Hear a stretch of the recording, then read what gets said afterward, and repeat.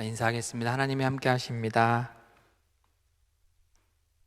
네, 고개만 하지 마시고 진심을 담아서 인사를 좀 해주면 좋겠습니다. 당신의 삶 가운데 하나님이 함께 하십니다 라고 제발 좀 진심을 담아서 인사해 주면 좋겠습니다. 네, 함께 하시는 하나님과 늘 동행하시는 귀한 여러분 되시기를 바랍니다. 오늘 말씀은 이제 예수님께서 산상수훈의 말씀을 마무리하면서 결론에서 이제 마무리로 이제 끝입니다. 산상수훈의 끝이라서요. 여러분 어떤 분 지겹다고 산상수훈 언제까지 하냐고 그러는데 오늘 마지막입니다. 산상수훈 말씀을 마무리하면서 하신 말씀인데 오늘 말씀 바로 앞에 지난주에는 거짓 선지자들을 삼가라 라고 말씀하셨습니다. 그리고 바로 이 말씀을 듣고 있는 자들에게 경고의 말씀을 하고 있는 겁니다. 거짓 선지자들이 있을 건데 이 거짓 선지자들이 나올 때에 그 거짓 선지자들을 조심해라. 그리고 너희도 조심해라 라고 말씀하고 있는 겁니다. 21절에 보면 지난주에도 잠깐 살펴본 말씀이지만 21절에 보면 나더러 주님 주님 하는 사람이라고 해서 다 하늘나라에 들어가는 것이 아니다 라고 말씀하고 있습니다. 제가 오늘 보여드리는 말씀은요 대부분 세번역 성경이고요 딱 한 부분만 개역개정으로 보여드릴 텐데 세번역 성경이 조금 더 여러분들에게 익숙하게 좀 이해하기 쉬울 것 같아서 세번역 성경으로 보여드립니다. 나더러 주님 주님 하는 사람이라고 해서 다 하늘나라에 들어가는 것이 아니다. 주여 주여 하는 자, 지난주에도 잠깐 얘기했지만 입으로만 주님이라고 하는 사람이죠. 순전히 말로만 주님이라고 고백하는 사람들을 의미합니다. 예수님은 입술로만 주여 주여 한다고 해서 다 하늘나라 곧 하나님의 나라에 들어가는 것이 아니다 라고 경고하고 있습니다. 우리가 사실 이제 예수님은 사랑의 주님이시고요 하나님은 사랑의 하나님이시라서 이렇게 글자로 이렇게 말씀이 쓰여졌으면 좀 유하게 이렇게 받아들일 수 있지만 지금 엄청나게 강하게 말씀하고 있습니다. 제가 지금 여러분들에게 강하게 얘기하고 있지는 못하더라도 엄청 강하게 지금 말씀하고 있다는 것을 지금 여러분이 기억하시면 좋겠습니다. 주여 주여 하는 자마다 다 하나님 나라에 가는 것이 아니다 라는 거예요.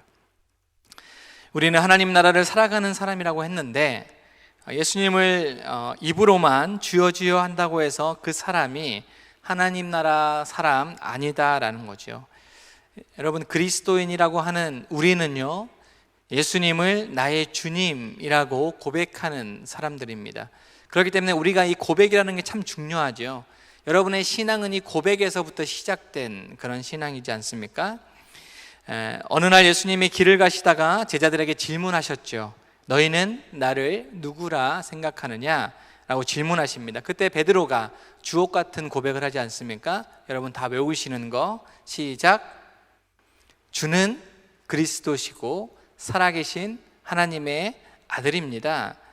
주님은 그리스도시고요 메시아이시고요 그토록 우리가 바라왔던 메시아이시고요 살아계신 하나님의 아들입니다 라고 고백했다라는 거예요.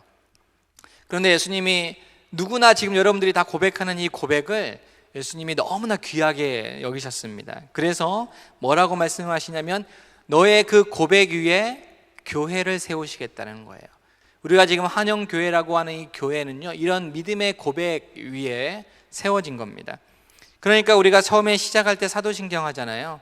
여기에서 10분의 1만 사도신경으로 예배를 시작하지만 우리는 예배를 사도신경으로 시작을 해요. 여러분 조금 더 일찍 오시면 여러분 사도신경으로 예배를 시작할 수 있어요. 바라건대 여러분 사도신경으로 신앙 고백하면서 예배하기를 원합니다. 아멘. 조금만 더 일찍 와주셨으면 좋겠습니다. 아까도 얘기했지만 우리 평균 예배 인원이 80명이에요 그런데 우리가 11조 하는 것도 아니고 늘 이렇게 예배 시작할 때는 그런 인원으로 시작하는 게 뭐 예배 캠페인도 해보고 제가 이렇게 주저리 떠들기도 하지만 잘 안 고쳐지는 것 같아요. 여러분 우리의 예배는 1시 20분이 아니고요 1시입니다 1시. 그러니 제발 사도신경으로 신앙 고백하면서 우리 예배하면 좋겠습니다. 이 고백 위에 우리 교회가 세워졌다라는 거예요. 바울은 로마서 10장에 보니까요 말로 시인하는 것이 얼마나 중요한지에 대해서 이렇게 이야기합니다. 함께 읽겠습니다. 세번역 성경이에요. 로마서 10장 9절 10절이에요. 시작. 당신이 만일 예수는 주님이라고 입으로 고백하고 하나님께서 그를 죽은 사람들 가운데서 살리신 것을 마음으로 믿으면 구원을 얻을 것입니다. 사람은 마음으로 믿어서 의에 이르고 입으로 고백해서 구원에 이르게 됩니다. 사도 바울은 구원을 받기 위해서는 입으로 예수님을 주님이라 고백하는 주님이라 고백하고 마음으로 믿어야 하는 것, 이것이 정말 중요하다는 것을 로마서에서 우리에게 말씀하고 주고 있습니다. 여러분, 세례를 받으신 분들은 세례를 받을 때요, 이 고백 다 해야지만 세례를 받습니다. 여기에서 한두 분 빼놓고는 다 세례를 받은 걸로 제가 알고 있는데, 여러분, 이 고백을 통해서 여러분이 세례를 받았고 나는 그리스도인이다 라는 정체성을 가지게 되었다는 겁니다. 예수님은 나의 주님이시다라는 거예요. 그런데 여러분이 세례 받을 때 그렇게 고백했고 세례의 교인으로 지금 살아가고 있는데, 여전히 여러분의 삶 가운데 예수님은 여러분의 주님이시냐라는 거죠. 예수님이 여러분의 주인 맞습니까? 그러면 예수님은 여러분은 예수님을 주인으로 섬기는 사람답게 그렇게 살아가고 있습니까? 오늘 예배 때 말고요, 예배를 끝나고 나가면서 삶의 자리 가운데서, 여러분 가정 가운데서, 여러분 일터에서 나는 예수님을 주인으로 섬기는 그런 삶으로 살아가고 있는가? 예수님은 나의 주님이신데, 내 입에서는 여전히 나의 주님이신데, 혹 내 삶은 내가 주인이거나 세상이 주인이 되어서 그렇게 살아가고 있지는 않는가? 수련회 때부터 계속해서 이야기하고 있는 겁니다. 어제 아들 수환이를 태우고 먼 길을 가다가, 원래 이제 수환이 노래 동요를 틀어놓는데 그게 다 트랙이 다 지나고 제가 이제 해놓은 찬양이 나오는데, 매번 듣던 찬양인데 어제 귀에 탁 꽂히는 가사가 있었습니다. 그래서 가사가 뭐였냐면요, 히즈윌이라고 하는 가수의 믿음이 없이는 이라고 하는 찬양인데요, 찬양의 가사가 이렇습니다. 주님, 제 마음이 너무 둔해서 주님을 볼 수 없습니다. 이 땅에 속하여 이 땅만 보다가 주님 손을 놓쳤습니다. 이 다음 구절이 제 마음을 사로잡았는데 같이 읽겠습니다. 시작. 나는 나그네로 왔는데 왜 주저앉게 되었나? 나는 청지기인데 언제부터 내 삶의 주인이 되어버렸나? 이 가사예요. 우리는 나그네의 삶을 살아가고 있는데 이 땅이 좋아서 그냥 이 땅에 주저앉은 사람처럼 그렇게 살아가는 거예요. 우리는 본향을 향해서, 하나님 나라를 향해서 나아가는 사람인데 그거 필요 없고 그냥 여기에서 살아가기를 원하는 그런 주저앉은 사람들이 되어버렸나? 나는 청지기인데 하나님이 내 삶을 좀 잘 이끌어 보라고, 나를 청지기로 하나님이 내 삶 가운데 세워주셨는데 언제부터 내 삶의 주인이 내가 되었나? 라는 가사예요. 그 뒤에 가사가 이렇게 됐습니다. 믿음이 없이는 기쁘시게 못하나니 고된 수고도 다 헛될 뿐이라. 믿음이 없어서 무너진 삶의 모든 자리에서 다시 주님을 기다립니다 라고 하는 찬양의 가사입니다. 여러분의 신앙의 고백이 여기에서 살아있다가 삶의 자리 가운데서 무너져 버렸을 때에, 그때 다시 조용히 여러분의 삶 가운데서 주님을 기다리는 그런 삶 되면 참 좋겠다라는 생각이 듭니다. 입술로는 예수님을 나의 주님이십니다 라고 고백하지만 삶에서는 예수님을 주인의 위치에 두지 않는 성도들이요 너무나 많이 있습니다. 그런데 그냥 일반 성도들뿐만 아니라 오늘 말씀해 보니까 주님의 이름으로 선지자 노릇하는 사람들, 저 같은 말씀을 전하는 사람들, 그런 사람들도요 진정으로 주님을 주인으로 삼지 못한다라는 거죠. 여러 가지 기적을 행하고 권능을 행하지만 결국에는 예수님 보시기에는 네가 언제 나를 주인으로 삼았느냐, 네가 주인 돼서 그렇게 행하지 않았느냐라고 말씀하신다라는 겁니다. 주여 주여 하는 자마다 다 천국에 들어갈 것이 아니요 다만 하늘에 계신 내 아버지의 뜻대로 행하는 자라야 들어가리라 라고 말씀하고 있다는 거죠. 아버지의 뜻대로 행하지 않는 사람은요 천국에 들어갈 수 없음을 분명하게 이야기하고 있습니다. 오늘 말씀이 같은 내용이요 누가복음에도 나오는데요, 누가복음에는 조금 더 강하게 나옵니다. 누가복음 6장 46절에 조금 더 강한 어조로 표현하고 있는데 함께 읽겠습니다. 시작. 어찌하여 너희는 나더러 주님 주님 하면서도 내가 말하는 것은 행하지 않느냐 라고 누가복음에 조금 더 강하게 표현하고 있습니다. 여러분이 믿는 예수님 정말 여러분의 주인 맞으십니까? 맞으세요? 네, 고개만 이렇게 입으로 시인하면 맞으십니까? 네, 이럴 때는 우리 전문 용어로 아멘 하는 거예요. 네, 여러분 주인 맞으십니까? 네, 그걸 확신하시죠? 그렇다면 예수님의 뜻대로 행하는 사람이 되어야 한다는 겁니다. 행함이 없는 믿음이 죽은 것이다 라고 말씀하고 있습니다. 23절의 말씀에 보니까요, 예수님은 순종이 없이 입으로만 고백하는 자들에게 뭐라고 호통치시냐면 이 불법을 행하는 자들아 라고 말씀합니다. 그리고 너희를 도무지 알지 못한다 라고 말씀하고 계십니다. 여러분, 저와 여러분은 예수님을 주님이라 고백하는 사람, 제가 지금 계속해서 이렇게 똑같은 이야기를 반복하는 것은요, 여러분의 정체성을 다시 한번 계속해서 회복시키시라는 그런 겁니다. 저와 여러분은 예수님을 주님이라고 고백하는 사람인데, 그렇기 때문에 불법을 행하는 자가 되면 안 되겠습니다. 예수님을 주님이라 고백하면서 여전히 불법의 자리에, 불의의 자리에 머물러 있다면 그것은 예수님을 진정으로 믿는 사람이 아니다라는 겁니다. 입술로만 믿고 형식적으로 믿는 사람들입니다. 그런 사람을 예수님은 모른다라고 얘기해요. 여러분은 예수님을 아는데 저는 예수님 압니다 라고 이야기하고 싶은데 예수님은 너를 잘 모르겠다라고 이야기하는 거예요. 이것은 정말 중요하고 심각한 문제입니다.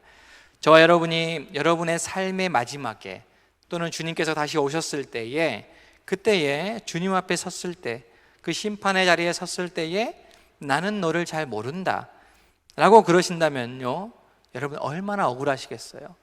주님, 저는 열심히 찬양단 했고요, 열심히 교사했고요, 여러 가지 봉사도 많이 했고 매 주일마다 예배 계속 나와서 열심히 예배 드렸는데, 그런데 그 모든 것이 주님이 보시기에 불법을 행하는 것처럼 보인다면 너무나 우리 억울한 그런 삶 살아가는 거 아닙니까? 저 매주 나와서 여기서 설교했는데, 예수님 잘 믿어야 된다라고 말씀 전했는데, 주님 나라 갔을 때 난 너 잘 모르겠다 라고 말씀하시면 너무 억울할 것 같다라는 거죠. 매 예배 때마다 신앙 고백을 하고요, 찬양을 통해서 주님은 나의 왕이시고 나의 주님이시다 고백하면서 때로는 눈물도 흘리는데, 그런데 이런 고백이 예수님 보시기에는요 모르는 거다라고 말씀하는 거예요. 예수님은 마음에 없는 신앙 고백, 찬양보다 진실한 고백과 더불어서 그에 따라 순종하는 삶을 살아가기를 원하십니다. 여러분, 어느 누구보다 순종의 삶을 살아셨던 분이 바로 우리 예수님이십니다. 하나님이 이 땅에, 이 세상에 자신을 왜 보내셨는지 그 분명한 뜻을 알고 계셨기 때문에 십자가를 향해서 순종의 걸음을 걸으셨던 분이 바로 예수님이십니다. 그 십자가의 길이 우리를 구원하시기 위한 하나님의 유일한 뜻이었기 때문에 그 길이 고통의 길이었고 정말 쉽지 않은 길이었음에도 불구하고 결국에 예수님은 순종함으로 그 길을 가신 분입니다. 마태복음 21장에 보면요, 예수님이 한 가지 비유에 대해서 말씀하시는데 두 아들에 대한 비유를 하십니다. 우리 세번역 성경으로 읽으려고 했지만 이 성경은 세번역 성경과 개역개정이 너무나 반대되는 번역이라서 이 말씀만큼은 개역개정으로 읽겠습니다. 한번 읽어보겠습니다. 시작.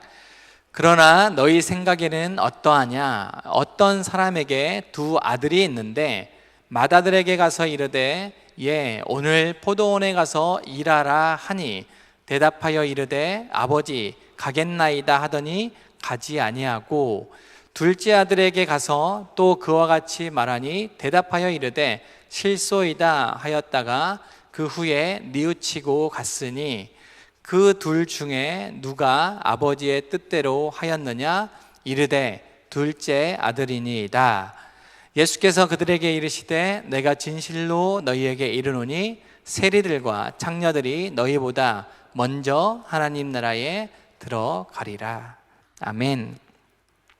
이 비유에서요, 여러분, 아버지의 뜻은 포도원에 가서 일하는 겁니다. 두 아들에게 똑같이 명령하셨어요. 포도원에 가서 일 좀 해라. 그게 아버지의 뜻입니다. 두 아들 중에 아버지 뜻대로 행한 아들은요, 결국에 아버지 뜻대로 행한 아들은 둘째 아들입니다. 맏아들은 입으로만 가겠습니다 라고 순종하겠다 라고 고백하지만 실제로는 아버지 뜻과는 전혀 상관없이 그렇게 행동했던 사람입니다. 하지만 둘째 아들은요, 입으로는 순종하지 않았어요. 먼저 말씀을 들었을 때는요, 싫다라고 그랬습니다. 그런데 결국에는 아버지 뜻대로 행했던 그런 아들이 바로 둘째 아들이죠. 예수님은 이러한 둘째 아들을 그 당시에 가장 멸시받던 사람들, 세리와 창녀들에게 비유를 했습니다. 처음에는 하나님 말씀대로 살지 못했던 사람들이에요. 하나님의 말씀과는 거리가 멀었던 그런 사람들입니다. 그래서 사람으로부터 멸시받았던 사람인데 이들이 나중된 자였다라는 거예요. 결국에 예수님을 믿게 되었고 예수 그리스도를 믿고 그 뜻대로 행동했던 사람들이 세리와 창녀와 같은 그런 사람들이었습니다. 자기 십자가를 지고 예수님을 진정으로 따랐던 사람이라는 거죠. 정작 예수님을 먼저 알았지만 예수님의 말씀을 누구보다 지식적으로 풍성하게 알고 있었지만 누구보다 잘 알고 있었지만 결국에 예수님의 뜻을 어겼던 사람들이 바리새인들과 서기관들이었는데 예수님은 이런 자들을 향해서 꾸짖는 그런 말씀이 바로 두 아들 비유입니다. 너희가 먼저 맏아들처럼 먼저 태어났고 먼저 하나님을 믿었지만 너희가 하나님의 뜻대로 살아가고 있지 않는 입으로만 고백하는 사람들이기 때문에 이 시대에 가장 너희가 멸시하는 세리와 창녀보다 못한 그런 존재들이다 라고 지금 말씀하고 있는 거예요. 예수님은 오늘 산상수훈의 결론의 말씀을 계속 말씀하시면서 말씀을 듣고 행하는 자들과 그렇지 않은 자들을 비유로 설명하시는데 말씀을 듣고 행하는 자들은 반석 위에 집을 지은 사람이라고 말씀하시고 그렇지 않은 사람은요 모래 위에 지은 집이라고 말씀하셨습니다. 여러분, 집을 지을 때 가장 심혈을 기울여서 오랫동안 공사하는 곳이 바로 바닥입니다. 옆에 지금 아파트 짓고 있잖아요. 건물이 언제 올라가나 계속 지켜보고 있는데 한동안 바닥 공사하는데 눈 깜짝하니까 벌써 지금 한 20 몇 층까지 금방 올라가더라고요. 가장 오랫동안 심혈을 기울여서 공사하는 게 바로 바닥인데 그냥 겉으로 집 모양을 봤을 때는요 그 바닥, 그 주추가 어떤 것인지 잘 알지를 못합니다. 그 차이를 잘 알지 못한다는 거죠. 겉모습만을 봤을 때는 다 똑같은 것 같이 보입니다. 하지만 그 집에 비가 내리고 홍수가 나고 바람이 불 때에는요 차이를 느낄 수가 있습니다. 마찬가지로 신앙을 고백하는 성도들의 모습이 지금 여러분이 예배하는 모습이요 다 비슷해 보입니다. 여러분 한 사람 한 사람이 다 신실하게 하나님 앞에 예배하고 있는 것처럼 보입니다. 한두 명 빼고요. 지금 졸고 있는 사람 한두 명 빼고는 다 열심히 이렇게 예배를 잘 드리고 있는 것처럼 보여요. 쉽게 구분이 안 된다는 거죠. 둘 다 그리스도인의 모습으로 살아가는 것 같습니다. 둘 다 예수님의 말씀을 듣고 있는 것 같습니다. 듣는 것은 똑같은데 하지만 정작 삶의 자리에서는 여러 가지 시험과 고난이 올 때에 그 상황 가운데서 대부분의 많은 사람들이 그리스도인의 정체성을 숨기고 침묵하고 있는 시대가 바로 우리의 시대이지 않는가라고 생각이 듭니다. 편안할 때 아무런 시험이나 위험이 없을 때는요 누구나 예수님의 말씀을 잘 따르겠노라고 또 그렇게 살고 있다라고 착각할 수 있습니다. 그런데 진짜 믿음은 우리의 삶의 자리가 흔들릴 때 그때 드러난다는 겁니다. 진짜 믿음은요, 홍수가 나고 바람이 불 때, 그때도 여전히 우리가 주님을 신뢰하며 주님이 내 삶의 주인이십니다 라고 고백할 수 있느냐라는 거죠. 주님 말씀 따라 살아가느냐라는 겁니다. 끝까지, 언제까지 주님 말씀 따라가야 되는가? 끝까지 인내하며 따라가는 그런 삶이 진짜 믿음을 가지고 있는 사람이다라는 겁니다. 여러분, 초대교회 상황은요, 우리가 지금 이 시대에 여러분들이 예배하고 신앙생활하는 거와 비교해 봤을 때 엄청난 차이가 있습니다. 너무나 힘든 그런 고난과 시험이 늘상 초대교회 성도들을 따라다녔습니다. 그런 초대교회에 쓴 편지들을 보면요, 이 서신서들을 보면 사도들이 얼마나 이러한 것들을 강조하고 있는지를 볼 수가 있는데, 야고보서 1장 22절에 보니까 같이 읽겠습니다. 시작. 말씀을 행하는 사람이 되십시오. 그저 듣기만 하여 자신을 속이는 사람이 되지 마십시오. 말씀을 듣고 행하지 않는 사람은요, 속이는 사람이다 라고 말하고 있습니다. 요한일서 1장 6절에 보니까 같이 읽겠습니다. 시작. 우리가 하나님과 사귀고 있다고 말하면서 그대로 어둠 속에서 살아가면 우리는 거짓말하는 것이요 진리를 행하지 않는 것입니다. 아멘. 최근에 이제 교회를 떠나려고 하는 청년이 있습니다. 더 이상 교회를 못 다니겠다라는 거예요. 그래서 내가 잘못했냐? 아니랍니다. 우리 청년 중에서 혹시 괴롭히는 사람이 있느냐? 그것도 아니라는 거예요. 왜 교회를 떠나려고 하느냐? 인스타에 보면 교회를 떠났다라고 하는 계정도 있는데, 여러분, 이 시대에 교회를 떠나는 사람이 참 많이 있습니다. 근데 그들이 신앙이 없어서 떠나는 게 아닙니다. 신앙을 가지고 있음에도 불구하고 교회를 떠나는 사람이 많은데, 그 청년의 말은 이렇습니다. 교회를 다녔는데, 내가 신앙을 가져보겠노라고 교회를 다녔는데, 학교에서 다른 교회 다니는 사람들을 보니까, 또 직장에 들어가서 다른 직장인인데, 같이 직장인인데 교회를 열심히 다니는 사람을 보는데 너무 교인 같지 않다라는 거예요. 교회를 다닌다고 하는 사람들이 하나님의 말씀과는 정반대의 삶을 살아가고 있는 모습을 보고 충격을 받았다라고 고백합니다. 어떻게 교회를 다니는 사람이 그렇게 행동할 수 있는가? 어떻게 교회를 다니는 사람이 그렇게 불법한 일을 아무런 감정, 양심의 가책을 느끼지 않고 그렇게 행할 수 있는가? 오히려 교회를 다니지 않는 사람들이요, 더 정직하게 살아가는 모습을 보면서 교회를 왜 다녀야 하는지에 대한 회의감이 느꼈다는 거예요. 내가 왜 교회를 다녀야 하나? 내가 왜 이렇게 주일에 쉬면 좋은데 왜 교회를 다녀서 이렇게 시간 낭비를 하는지 모르겠다라고 고백하는 친구가 있었습니다. 여러분이 말씀대로 행동하는 것은요, 여러분 한 사람 한 사람의 문제만은 아니라는 거예요. 여러분이 그리스도인으로 살아가고 있는 그 모습, 하나님 말씀대로 따라 행하고 있는 그 모습이요, 누군가에는 귀한 복음의 통로가 될 수 있다는 겁니다. 우리는 우리의 착한 행실을 통해서 하나님께 영광을 돌려야 하는데, 그래서 믿지 않는 사람들이 우리의 착한 행실을 보고 예수님을 믿게 하는 그런 통로가 되어야 하는데, 우리의 행함 때문에 마치 불법을 행하는 자들처럼 그렇게 살아가고 있지는 않은가? 여러분, 돌아봐야겠습니다. 여러분의 신앙은 어디 위에 지은 신앙입니까? 예수님의 말씀을 듣고 행하는 그런 반석과 같은 그런 주추 위에 세워진 여러분의 신앙이 되기를 바랍니다. 여러분, 말씀을 아무리 들어도요, 행하지 않으면요, 그것은 모래 위에 지은 집과 같다라는 겁니다. 어떠한 환난과 시험 앞에서 넘어지지 않는 여러분의 모습이 되기를 바랍니다. 그래서 여러분 주변의 많은 이들이 여러분의 모습을 보면서 예수 그리스도께로 인도되어지는, 그렇게 인도되어지기를 소망합니다.